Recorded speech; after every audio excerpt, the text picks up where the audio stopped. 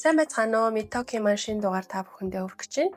За энэ удаад хэдүүлэн анхны биений эмний тухай ярилцах болно. За ер нь бол яг хуу одоо манай охин 8 настайдаа биений эм нэрчлээ.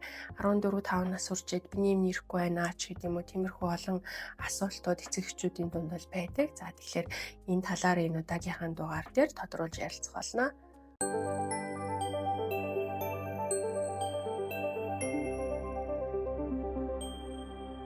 За анхны биений эм гэдэг чинь ер нь эмэгтэй хүний амьдралд бас нэлээ юм чухал үе шат, чухал үйл явдал болж орж ирдэг. За энэ маань болохоор бидний нөхөн үржлэн айл ажиллагаа хэр зөв хөгжиж гин, үйл ажиллагаагаа явуулж чадчихээн үү? За тэгээд ирээдүйд ээж болоход те хэр зэрэг яаж бэлтгэгдэж байна вэ гэдгийг маань илэрхийлдэг юм чухал зүйл байдаг байна. За тэгэхээр анхны биений эм ер нь хизээ ирэх ёстой юм гэхэлэр бэлгийн боожил эхэлснээс хойш буюу хүүхдүүдээ ургаж эхэлснээс хойш нэг 2-оос 2.5 жил. За зарим номонд бол 3 жил гэдэг. За энэ хугацааны дараа бол ингээд анхны биений эм гэдэг зүйл ирдэг байна. За тэгэхээр биений эмний үйл ажиллагааг ер нь л хэдүүлээ нэлээд яриад байгаа шүү дээ, тийм. Нөгөө өндөвч болоод тархины үйл ажиллагаа ингээд хоорондоо хамааралтайгаар явагдчихэж биений эм ирдэг. Өндөвчөнд нөгөө фолликул хөгжих үйл ажиллагаа хэвэн явагддаг гэж ярилцсан. Тэгэхээр тэр зүйлийн маань эхлэл тавигддаг байна. За эхний 1-2 жилдээ бол ингээд алдагдаад иж болно. Тэрэн дээр бол ерөөсөө санаа зовх зүйлгүй. Яагаад гэвэл нөгөө нэг хөрхий хөндөвч тарих хоёрын чи үйл ажиллагаа ингээд хамтдаа явах гал тасан зохицгоол ингээд одоо үйл ажиллагаа зөв явуулах гал голдролтой орох гээд ингээд хичээгээд байдаг байна. Тэгэхээр тийм учраас энэ хугацаанд бол биений эм удаан байж болно, хоорондох хугацаанд тийм мөчлөгн. Эсвэл богино байж болно, эсвэл гарч усны хэмжээ янз янз байж болно гэдэг өөр байдаг. Гэхдээ энэ дээр бол санаа зовх зүйл бол байхгүй. За харин 2 жилийн дараанаас бол ерөнхийдөө харьцангуй нийгмийн мөчлөг бол ингээд доктортой байж эхлэх хэрэгтэй байна. За ингээд мэдээж мөчлөг бас ингээд алдагдаад байгаа учраас эхний одоо тэр ирж байгаа мөчлгүүдийн үед бол фолликул хөгжихгүй байж болно. Өөрөөр хэлэх юм бол өндөвчөнд фолликул хөгжөөд тэг өндийс гадагшлах ёстой шүү дээ. Тийм үйл явц болохгүйгээр дараагийн биений эмнүүд ингээд ирээд бийж болдог гэсэн үг. Гэхдээ тэр нь бол огт жирэмсэн болохгүй гэсэн утгатай бол биш. Тэр зарим мөчлгүүд бол фолликул хөгжөөд хэвийн өндгийс ялгаруулах тохиолдол байдаг байна. Тийм учраас одоо за эхний ингээд алдагдаад байгаа үед нь те фолликул хөгждөггүй юм чинь одоо жирэмслэх магадлал байхгүй гэж бодож амжвал ерөөсөө огтгонж болохгүй байна. За тухайн эмэгтэй анхны биений эм ер нь хэдэн настайд ирэх үү гэдэг нь бол за 50% нь гэх юм уу ер нь бол генетик нөлөөлдөг гэж үздэг. Өөрөөр хэлэх юм бол ээж нь анхны биений эм хэдэн настайд ирсэн, охин нь бол бас тэрийг удамшиж ингэж ирэх магадлал бол байдаг гэж үздэг. За гэхдээ бол одоогоор бол яг судалгаагаар яг энэ гентэй энтэй хамаатай юм байна гэдгийг нотолсон юм бол одоогоор бол байхгүй. За түүнээс гадна анхны биений эм ирэхэд гадаад орчны нөлөө бол нэлээд чухал үүрэг гүйцэтгэдэг байгаа. За энд нь бол жишээлбэл одоо нийгмийн эдийн засгийн байдал, өөрөөр хэлэх юм бол одоо юу гэдгийг тэрнтэй холбоотойгоор хооллолтын байдал ямар юм те байнгын ийм архаг хооллолтын дутагдaltaд байгаад байна уу? Эсвэл ийм одоо юу гэдгийг чихэрлэг хүнс их хэрэгэлсэн ийм жингийн илүүдэлтэй байгаад байна уу ч гэдэг юм уу тэр зүйл нөлөөлдөг. За тэр байтугай хотод амьдраад байна уу те эсвэл орон нутагт амьдраад байна уу? За ямар нэгэн одоо дайн майнтай мархаг стресстэй газар байна уу? Эсвэл гэрийн орчинд юм уу те янз бүрийн хүчирхийлэлд маш удаан хугацаагаар юм өртсөн ийм архаг стресс тэр хүүхдэд нөлөөлж гинүү гэдэг ингээд олон хүчин зүйл бол яг анхны биений эм хизээ ирэх вэ гэдэгт бол одоо нөлөөлдөг байна. За тэр дотроосоо ер нь бол бас нэлээ юм анхаарал татгууц хэд хэдэн шалтгаан бол байгаа. За нэгдүгээрт болохоор нөгөө дотоод шүрлийг боснуулдаг бодисууд тэ нөгөө EDC гэдэг байгаа шүү дээ. Тэр бодисуудын нөлөө маш нөлөөлж байна гэсэн юм судалгаанууд байгаа байна. Тэгэхээр тэрний талаар бүхэл бүтэн нэг юм одоо юу гэдгийг дугаар бэлдсэн байгаа. Тэгэхээр тэрийг сайн үзээрэй. Өөрөөр хэлэх юм бол бидний хэрэгжилж байгаа юмд тэр дааварт нөлөөлөх зүйлүүд байгаад тэр нь тэр нөгөө цагаасаа өмнө одоо тэр биений юм эрт ирэх нөхцөлийг нь бүрдүүлж байна гэж үздэг. За одоо EDC бол маш олон юм дотор байгаа гэж хэлжсэн. Дор хаяжл одоо охтуудтай хэрэглүүлж байгаа нөгөө усны савын хүртэл бид нар анхаарах хэрэгтэй тий. Тэгэхээр тэн дээр BPA free enter гэсэн юмнууд байна уу? За дээрэс нь одоо манай охтууд энтер бас юм хөөрхөн одоо янз бүрийн мейкаптууд тий юмнууд бол хэрэгэлдэг. Тэгэхээр тэдний хүртэл анхаарч шалгах хэрэгтэй. За биен дээрээ дүрхэж байгаа янз бүрийн тос моснуудаа ингээд өөрсдөө бас сонгоод авч байгаа шүү дээ тий. Тэн дээр нь бас юм зөв зөвлөгөө өгөөд юм зөв хор бахтай юмнуудыг эхнээс нь хэрэглүүлж авах шаардлагатай гэсэн. Тэгээ би энэ дээр бас нэг анхааруулжтай юм байсан. Тэр нь болохоор одоо яг уу тэмүүгээс ч юм уу тий ингээд юм хүүхдийн одоо хоолнд ороход хэрэглэгддэг юм нухар шинтер хийгээд ингээд аманд нь хийждэг юмнууд ч гэдэг юм ингээд аяг тавг хэлэр хэрслүүд ч гэдэг юм маш хямдхан ингээд захиад авчлаа.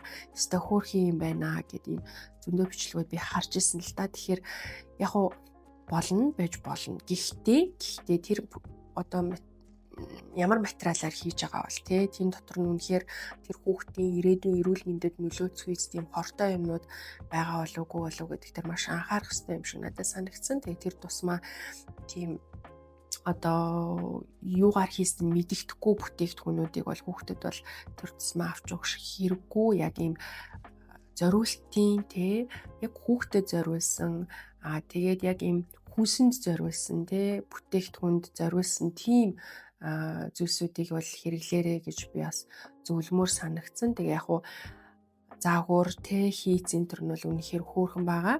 За гэхдээ бас ирээдүйд тий таны хүүхдийн эрүүл мэнд, таны хүүхдийн дааврын тогтолцоо нөлөөлж болохоос ийм зүйлсүүдийг бас анхаараарай гэж хэлмээр санагдчихсан.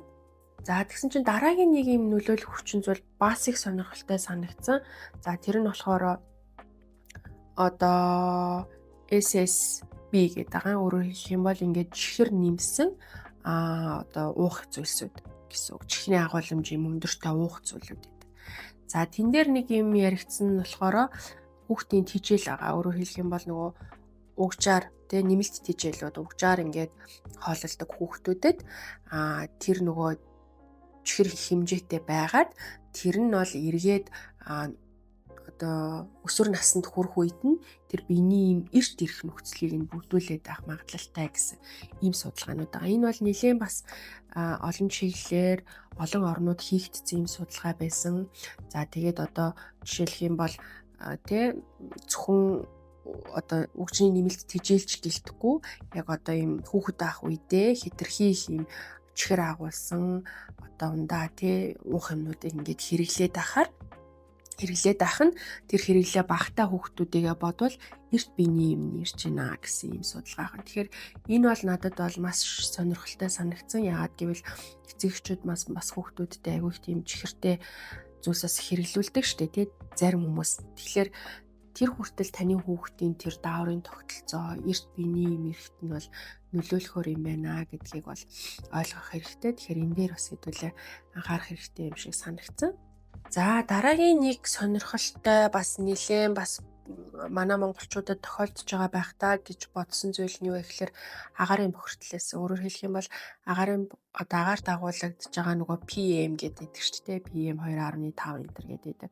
За тэгээд олон энтер химийн бодисууд нь биений иммунит ирэхэд нөлөөлж байна. Дааврын тогтолцоонд ингэж нөлөөлж байна гэдгийг бол ер нь нэлээд баталсан. Тэр талын судалгаанууд хийгдсэн. За хятадын бас том судалгаануудаар тэрийг баталсан байлээ. За ер нь бол хятадын судалгаанууд бол нөгөө хүн одоо юу гэдгийг судалгааны хүрээ их өргөнтэй. Дээрээс нь ер нь агарын бохирдол энтер байдаг учраас те манайхтай харьцуулж болохгүй л ах л та. Гэхдээ ер нь агарын бохирдол энтер их байдаг учраас тэр талын тэр нөхөрчгөөд яаж нөлөөлж ийн гэсэн судалгаанууд бол тэнд бол маш хийгддэг. За тэрүүгээр бол PM 2.5 гэдэг шүү дээ. За тэр бол үнэхээр яг ингээд биений иммунит ирэхэд бол нөлөөлж нөлөөлдөг юм байна гэдэг нь батлагдсан байгаа. Тэгээ манай Монголын хувьд Улаанбаатар хотод амьдарч байгаа охтуудын хувьд бас тэр бол дотоод шуурлын тогтолцоо биений иммунит ирэхэд нь бас нөлөөлж иж болох юм гэсэн ийм бодол төрсөн. За энэ хотчол нийгмийн хөгжилтэй холбоотойгоор бол угаасаа анхны биений иммунит нас бол наашилж байгаа гэж үзэж байгаа. За 1840-од онд бол жишээлбэл 17 байсан гинэ дунджаар эмэгтэй хүнд 17-д анхны биений юм ирдэг байсан бол 2000 оны байдлаар энэ тоо 12 болж буурсан.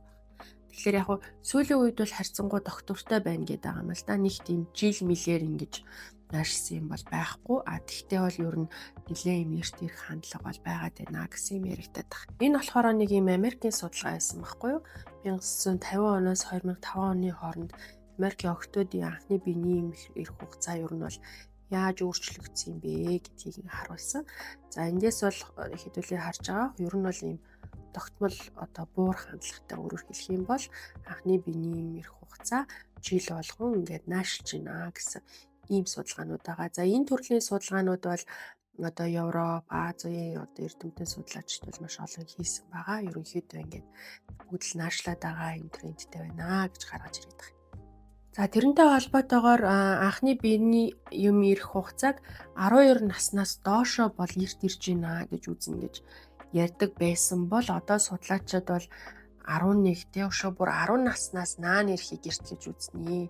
Ерөнхий дундаж маань ингээд наашилсан байгаа учраас эрт гэж үзэх хугацаа маань ч гэсэндээ ингээд ер нь бол багасах шаардлагатай гэсэн ийм саналуудыг бол төвшүүлээд байгаа. За гэхдээ одоогийн байдлаар бол нэг 12-оос наан ирэхийг бол эрт биений юм ирж байна гэж үздэг болоод байгаа. За тэгээд эрт ирвэл эргэлтэй тий эн чинь угаасаа л байгалийн зам юм чинь угаасаа л хизээ нэгэн цаг тэр охинд анхны биений юм ирэх нь үний юм чинь заавал энд эрт ирэхтэр нэг амар ингээ ач холбогдлогууд авах шаардлагагүй гэж зарим хүн бодож иж магадгүй. За гэтэл бас үгүй юм байна. Эрт биений юм ирэх чинь бас нэлээ юм эрсдлүүдийг дагуулж идэв юм байна. За нэгдүгээрт яг дөнгөж 8-тай те 9-тай охтууд маань биений юм ирчлээ гэж бодъё. Үеийнх нь бол биений юм ирээг байгаа. За тэгэнгүүт ингээд өөрийгөө ингээд юуны төрөнд ингээд өөр юм шиг те буруу зүйл юм шиг юм гимшилтэй байдлаар ингэж хүлээж авдаг гэж байна. За тэрнээсээ болоод сэтгэл гутрах те түгших тийм эмгэгүүдэд хүртэх магадлал өндөр байдаг. За тэрнтэй холбоотойгоор амиа хорлох магадлалыг хүртэл нэмэгдүүлдэг гэж үздэг байна.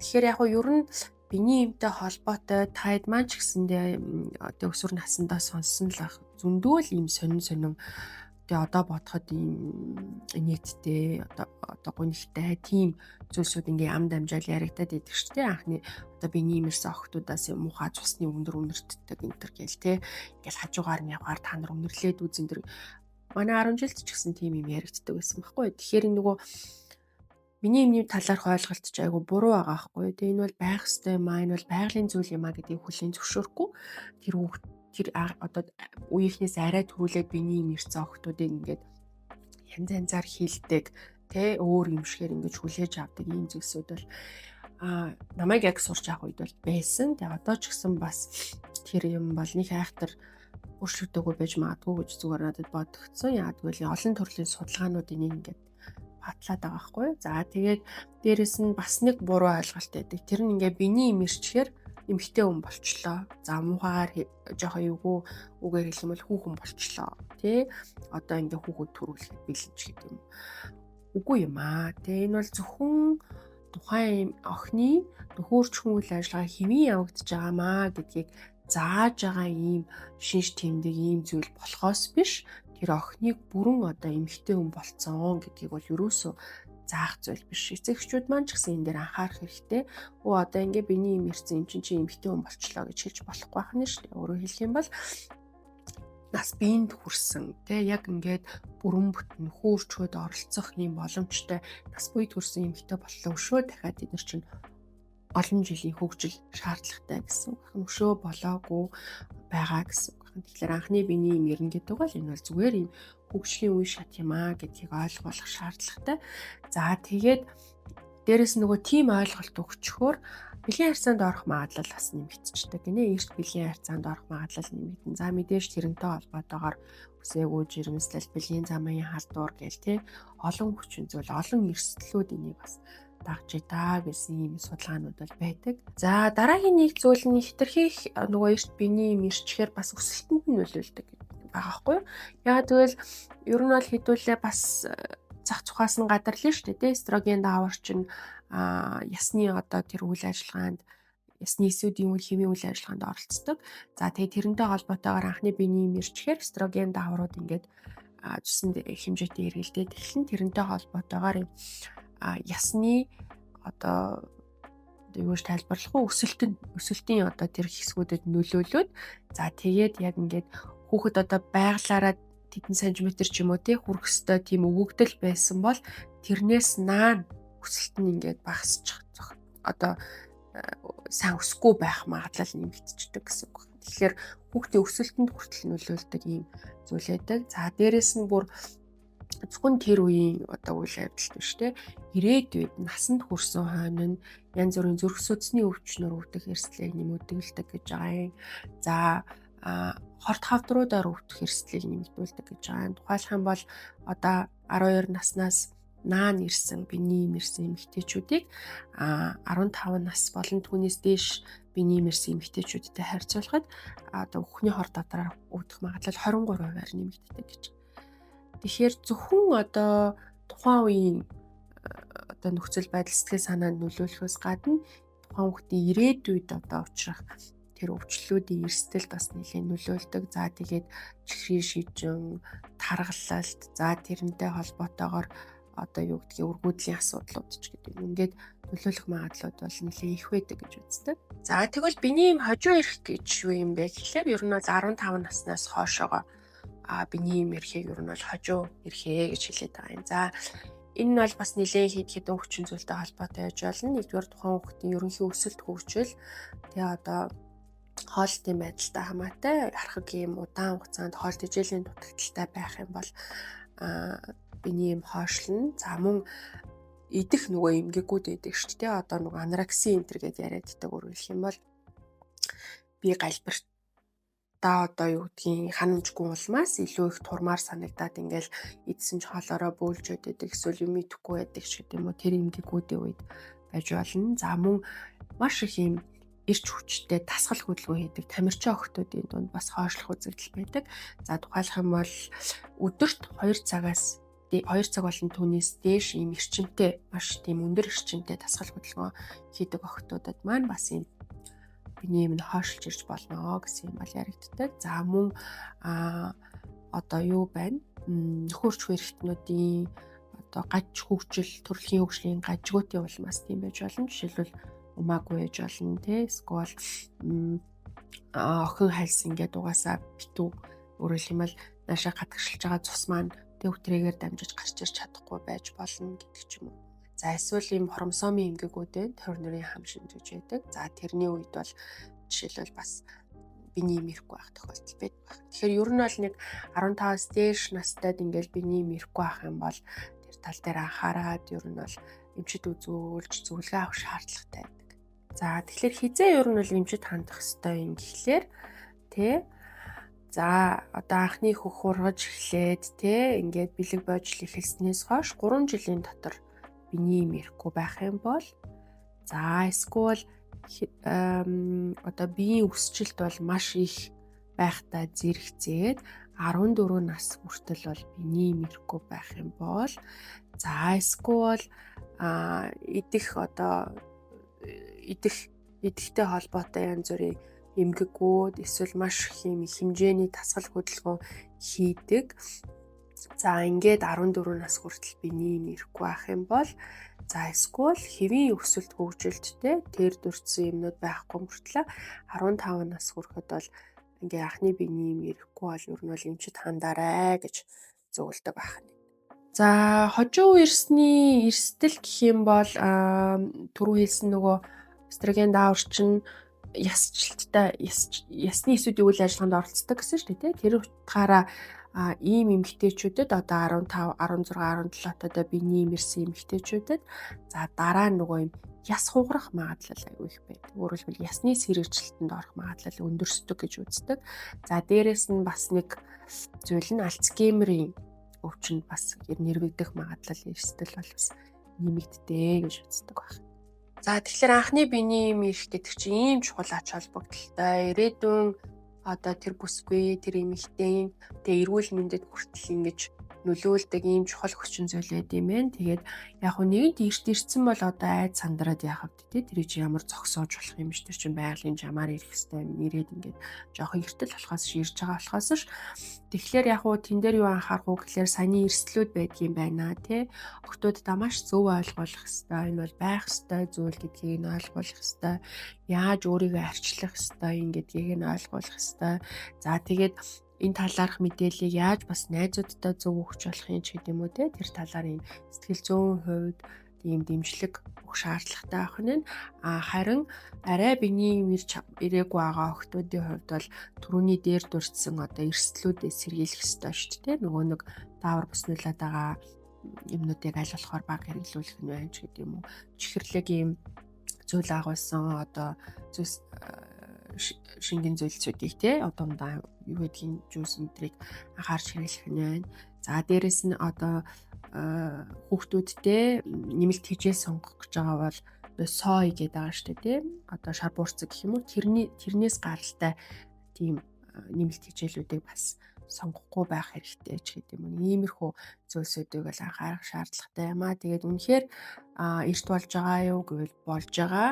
Гэхдээ тэр нь бол одоо генетикээсээ биш энэ орчны хүчин зүйл хэрглэж байгаа хүчин зүйлүүдээсээ болж байгаа юм аа. Тэгэхээр эхнээсээ анханасаа хүүхдүүдтэй хэрглэж байгаа юмнуудаа маш анхааралтай байгаарай гэдгийг хэлмээр байна. За ингээд өнөөдрийн ярих зүйл маань энэ хүрээд өндөрлж байна. За тэгээд сувга бас дэмжихийн тулд өнөөдрийн дугаараа хүмүүст ингээд шеэрлээрэй гэж хүсмээр байна. Тэгээд дараагийн дугаараар уулзтлаа. Түр баяртай.